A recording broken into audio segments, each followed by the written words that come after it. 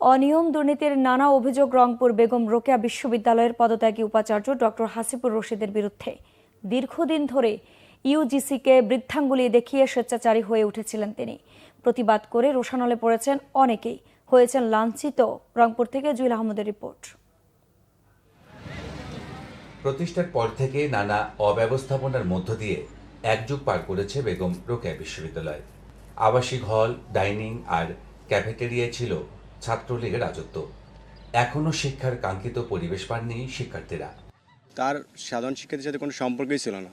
তার সম্পর্ক ছিল ছাত্রলীগের সাথে। সে ছাত্রলীগকে নিয়ে ভাবতো এবং ছাত্রলীগের সাথেই কাজ করতো। ছাত্রলীগের ম্যান্ডেট নিয়েই বিশ্ববিদ্যালয় পরিচালনা করতো। বিশ্ববিদ্যালয় সিন্ডিকেটের যে টিচাররা ছিলেন তারাও এর সঙ্গে জড়িত, ওতপ্রোতভাবে জড়িত।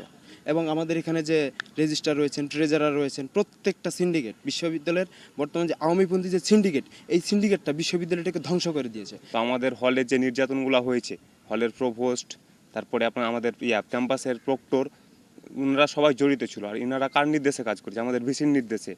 তিনি শিক্ষার্থীদের পাশে কোনো সময় ছিল না। শিক্ষার্থীদের অভিযোগ, ভিসিদের অনিয়ম ও স্বেচ্ছাচারিতা যেন এই বিশ্ববিদ্যালয়ের নিয়তি।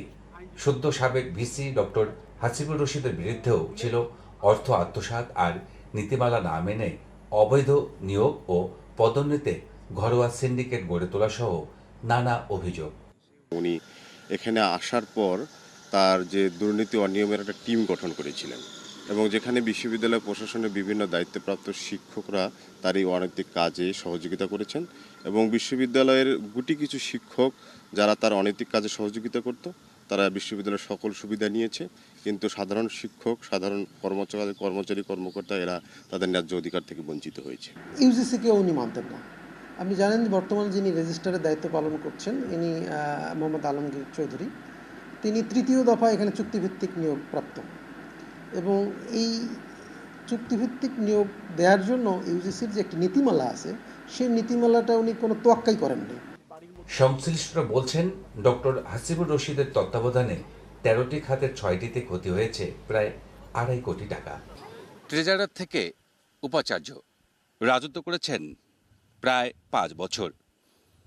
দীর্ঘ সময় থাকার সুবাদে কুটচালে বিশ্ববিদ্যালয় প্রশাসনে নৈরাজ্য চালিয়েছেন ভিসি ডক্টর হাসিবুর রশিদ। 16 জুলাই আবু সাইদ হত্যার দিন এ বাড়িতেই বেশ আরামে এসেছিলেন উপাচার্য। জুয়েল আহমেদ, বাংলা ভিশন, রংপুর।